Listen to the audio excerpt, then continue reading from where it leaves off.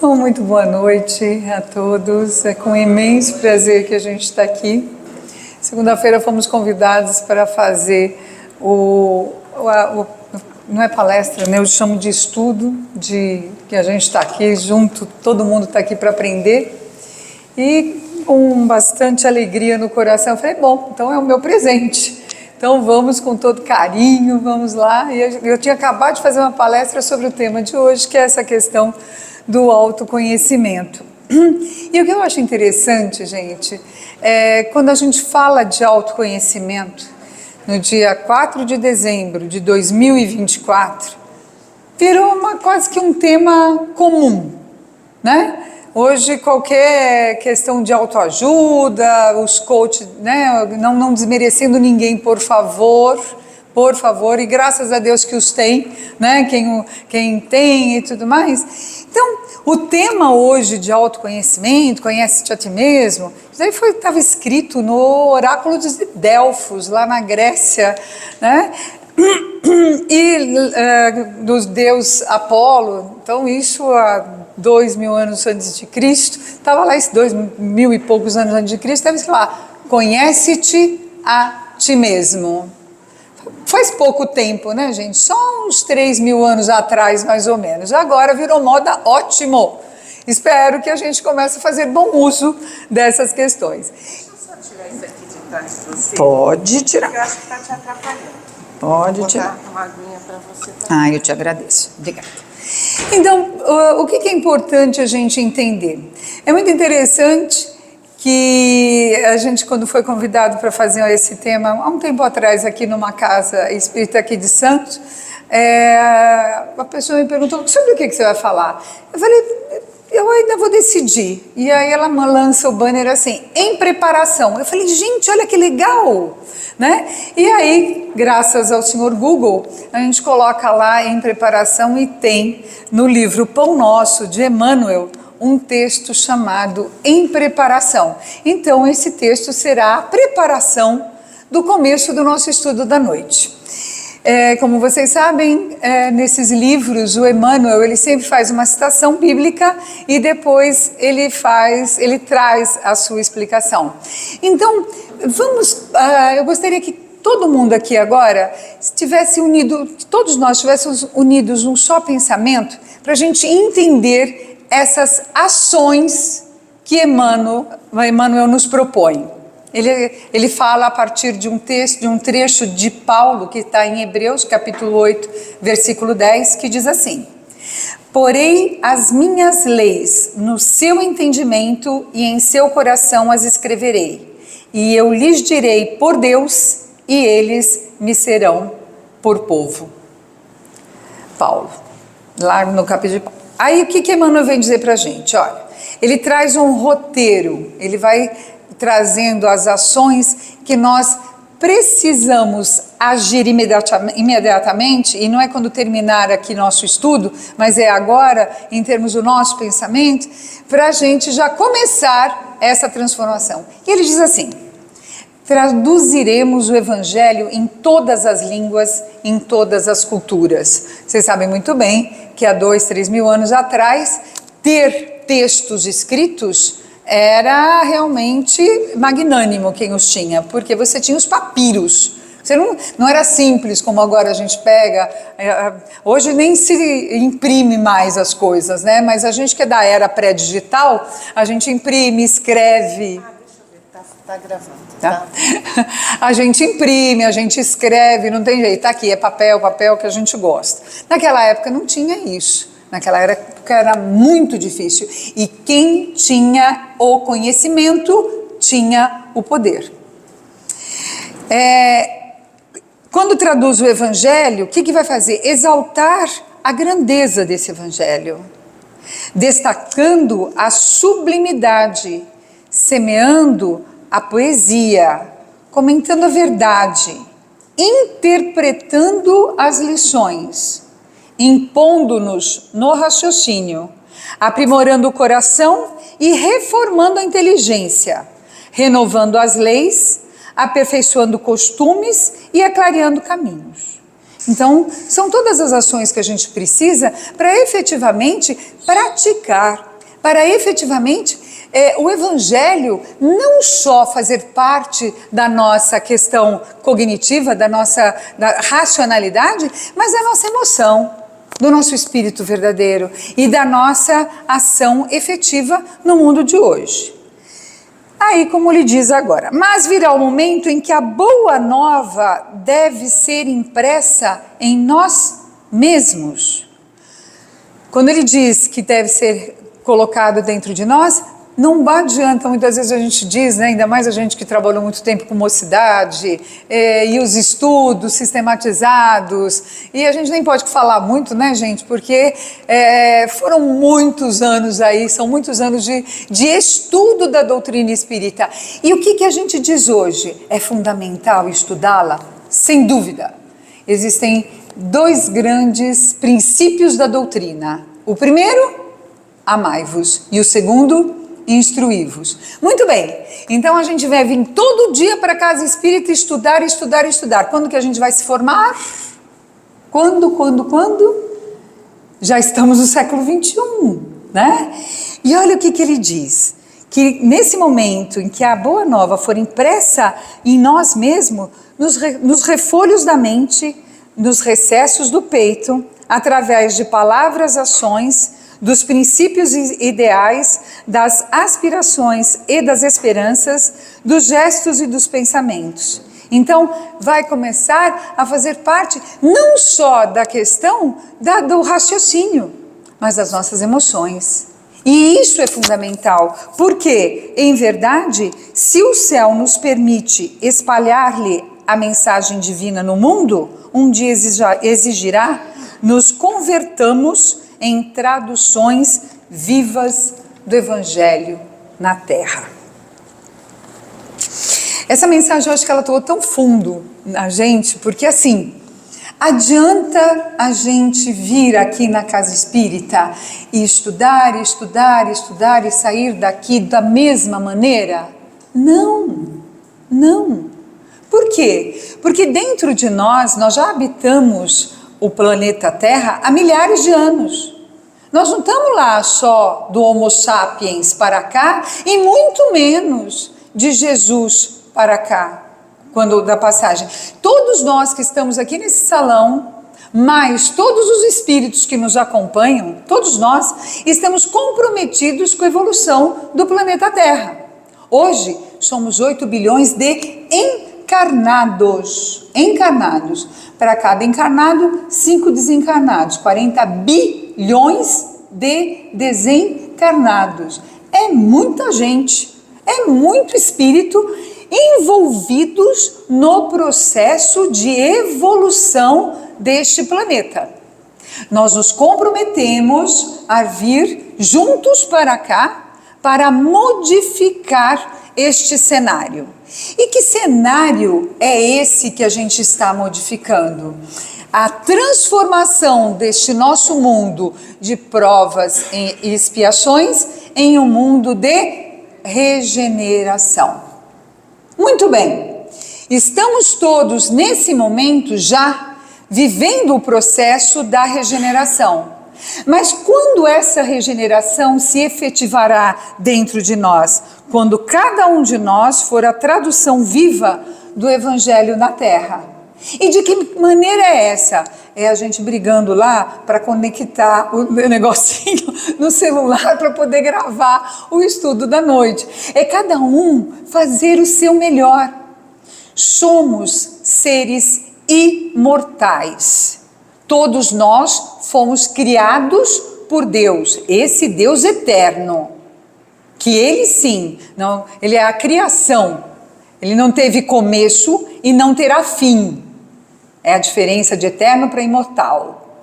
Deus não tem começo, Deus não tem fim. Nós somos imortais, porque em algum momento fomos criados. Nesse processo de criação, passamos dos mundos primitivos para o nosso mundo de provas e expiações.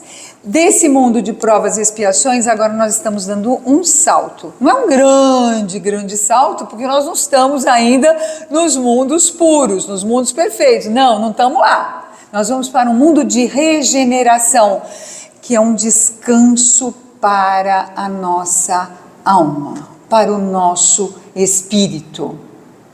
Este mundo nosso de provas e expiações, ele vem testar o nosso livre-arbítrio. Nós temos as escolhas. E para estarmos hoje nesse processo de transição, é porque o homem velho ainda habita em nós. E bem poucas encarnações atrás, muito pouquinha mesmo, ainda a gente tinha o mal agindo muito bem dentro de nós, com muita força dentro de nós. Hoje a gente já tem a compaixão, hoje nós já temos alguns caracteres do homem de bem agindo dentro da gente.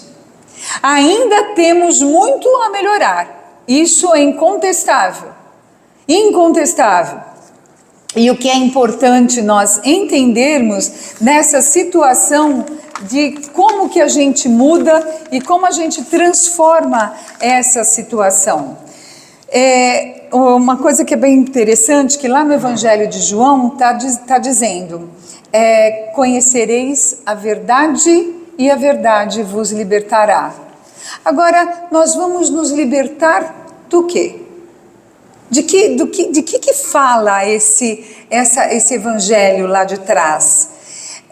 Será que vai nos libertar? Ele vai nos conduzir para onde? Cristo deixa claro que o reino de Deus não é desse mundo. E nós trazemos dentro de nós, durante muitas encarnações, exatamente esse germe do orgulho, da vaidade e do egoísmo. Até hoje, a gente ouve dizer, farinha pouca, meu pirão primeiro. Não, vou pensar nos outros, para que eu tenho que pensar? Não, eu tenho que me dar bem. Opa! Onde que nós continuaremos? Onde é que vai estar a evolução? E quando Jesus diz, meu reino não é deste mundo, o que ele está convidando a dizer para a gente? Que o reino de Deus está dentro de cada um de nós. Nós temos essa centelha divina. Só um minutinho. Já está aqui. Obrigada. Nós já sabemos que o amor habita na gente. Silvia, mas você está falando que a gente é imortal, que o mundo está mudando, que as coisas vão melhorar. Nossa, mas a gente olha lá fora, a gente vê como é que a coisa está ruim, né? Como o mundo ainda está estranho, está ruim. Gente, quando a gente vai fazer reforma na casa da gente, não vamos falar reforma não, a gente vai pintar a casa. Tranquilinho, né? Legal, né? A gente pega o rolo, passa lá na parede, acabou? É assim? Como é que a gente faz? Arrasta tudo do lugar, tira tudo da parede, cobre tudo com pano, lixa tudo, faz aquela sujeirada danada, leva um tempo, depois você vai lá, você pinta, depois você vai colocando as coisas no lugar, você vai primeiro você faz a limpeza, depois você vai colocando as coisas no lugar, e aí então é que as coisas começam a ficar bem. Sabe aquela história? Desculpa. Desculpe os transtornos, estamos em obra. É isso que a gente carrega com a gente. É isso que nós temos impregnados no nosso ser. Nós somos seres em transformação. E esse exercício do autoconhecimento é um exercício individual. Sabe aquela história? Nossa, fulano tinha que estar aqui agora ouvindo isso. Nossa Senhora, nossa, como meu filho tinha que estar aqui. Meu marido então nem conta. Obrigada. Ainda é adequação às mudanças aí de temperatura. A nossa libertação vai acontecer quando nós estivermos indo ao encontro à nossa paz interior. quando a gente ouvirmos alguma coisa e a gente entender que é da gente. Ai, Silvia, mas sabe o que acontece? Eu sou assim, eu sou agitada, eu sou estabanada, eu sou assim, porque minha mãe, sabe? Eu tô fazendo 64 anos hoje, mas quando eu nasci, há 64 anos atrás, a minha mãe era um horror, gente. Minha mãe não me amava, minha mãe não me dava atenção, minha mãe... Oh, gente... Até quando a gente vai culpar o outro das nossas falhas? Quando que nós vamos crescer emocionalmente? Quando que nós vamos deixar de julgar o outro? Exatamente no momento que você tiver a plena consciência de quem você é. Ai, Silvia, mas meus pais se separaram lá atrás e meu pai me abandonou, então eu não tenho mais alegria de viver. Oh, quantos anos faz? 50 anos. Que legal. E aí? Vai passar a existência e perder essa oportunidade? Todos nós que estamos aqui nesse salão, todos, sem exceção, participou do planejamento em reencarnatório. Ninguém está aqui compulsoriamente. Não, vai, porque você tem que ir agora. Não, a gente participou. Não, faz o seguinte, quando a gente está lá no plano espiritual, né? Então agora nós vamos fazer a reunião de planejamento. Então nós vamos fazer assim, ó. Como eu já participei lá da Inquisição, eu fiz aquelas coisas horrorosas com os outros. Não, então vai, eu vou voltar com uma prova bem dura. Vai colocando aí, sabe? Não vou ter privação de bens materiais, não vou ter família. Quando eu constituir a minha família, meus filhos vão ser usuários, vão ser adictos. Tá. E aí quando vem, pronto, aí vem o desespero. Não é assim. Né? Então, cada um de nós pediu para passar o que está passando, sabe? E isso é claro, é notório, é só a gente observar. Existe algum momento da nossa vida que a gente passou alguma dificuldade que a gente não lembre? Qual era o nosso problema no dia 4 de dezembro de 1984? Tá, tem gente que não tinha nascido, ok. A gente deixa, ok? Quem não nasceu, tá, mas você já estava planejando tua reencarnação, não vem não. Tá? Então, vocês percebem como passou? O que você estava passando lá em 84 já foi. Ai, Silvia, mas é que você não está sabendo qual os meus problemas de hoje. Nem preciso, não precisa. A gente não precisa saber.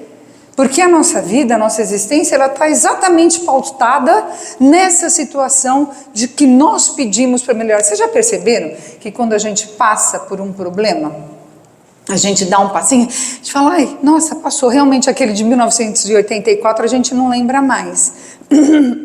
Mas aí vem outro.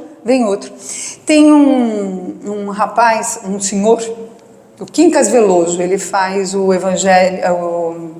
Café com Espiritismo, que é um podcast, né? E toda manhã ele faz parte, eu brinco que é de jejum, meu de jejum espiritual. E aí a gente ouve, ele tem 80 anos. E esse Quincas Veloso, ele trabalhou com Chico Xavier. E um dia, ele trabalhava com contabilidade, entraram no escritório dele, roubaram o que puderam e o que não puderam levar, destruíram. Riscaram parede, quebraram todas as coisas, e aí quando ele chega pela manhã para trabalhar, ele se depara com aquela situação. E ele fica muito mal, ele fica muito triste. Aí à noite ele vai até a casa espírita para trabalhar. Chega lá e encontra o Chico olha para ele e fala... aconteceu alguma coisa. E abraçou ele e deixou, porque os trabalhos iam começar, e assim foi. E aí lá pelas tantas, os trabalhos terminaram, aí o Chico pergunta para ele o que aconteceu. E aí ele relata. Fala, Chico, entraram, roubaram, quebraram, não sobrou nada.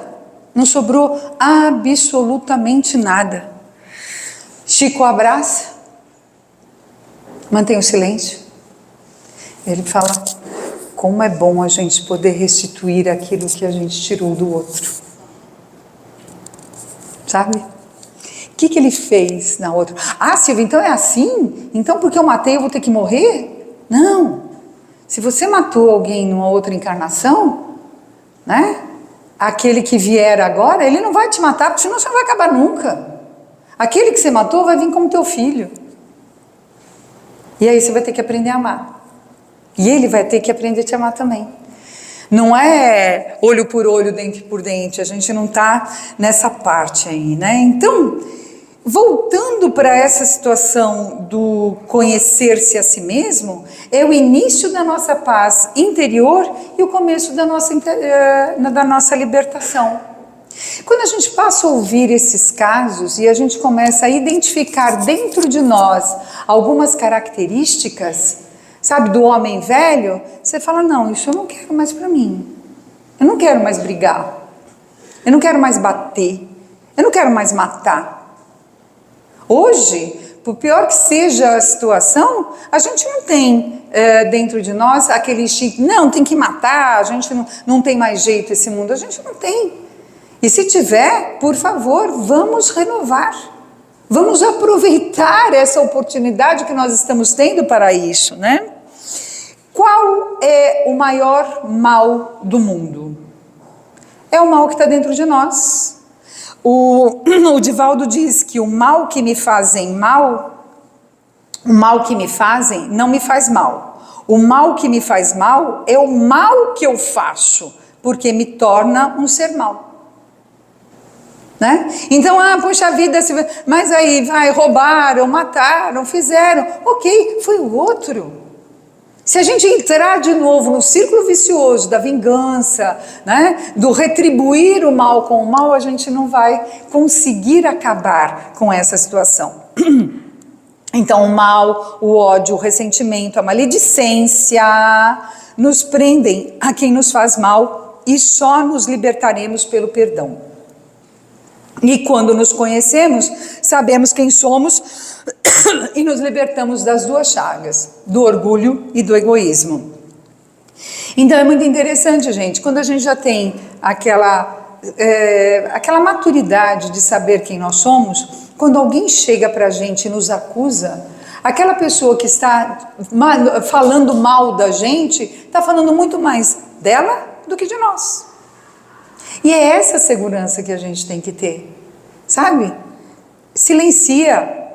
Não adianta você sair por aí batendo boca com os outros, brigando para dizer quem você é. E Leon Denis e Jung, eles dizem, o Carl Jung, né, o psicólogo, nos conhecer faz com que nós sejamos conduzidos à humildade, e isso por si só é libertador.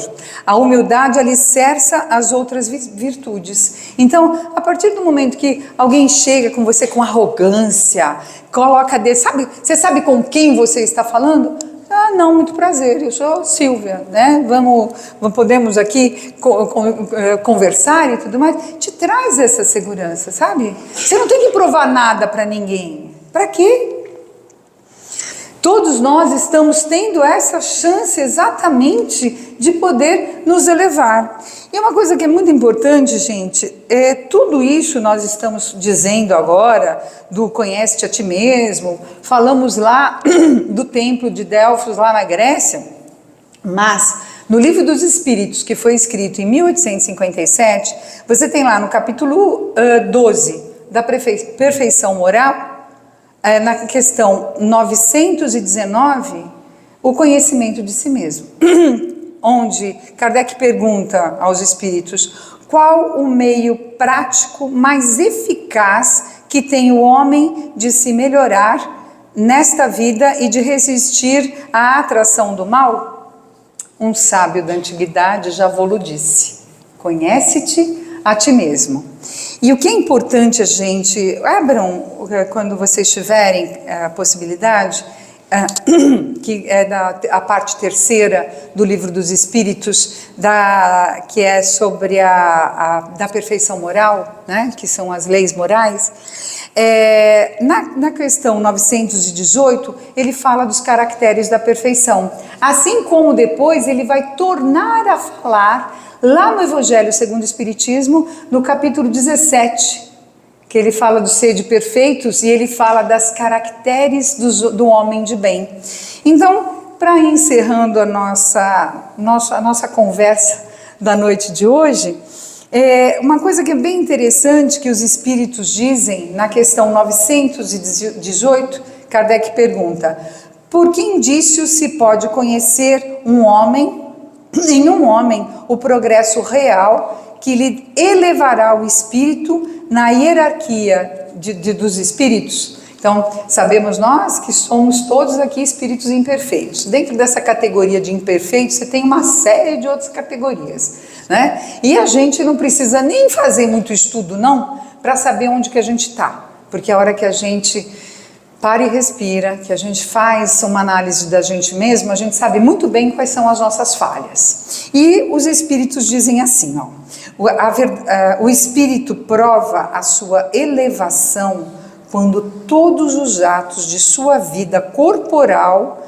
representam a prática da lei de Deus e quando antecipadamente compreende a vida espiritual. E aí é bem interessante, porque eles vão falando, eles fazem uns adendos, né, falando a respeito dessas características, e ele fala que o homem de bem é bondoso, é humanitário, é benevolente, né, ele possui o sentimento da caridade, ele pratica a lei da justiça. Isso eu estou passando, que é para provocar aí a leitura realmente, tá?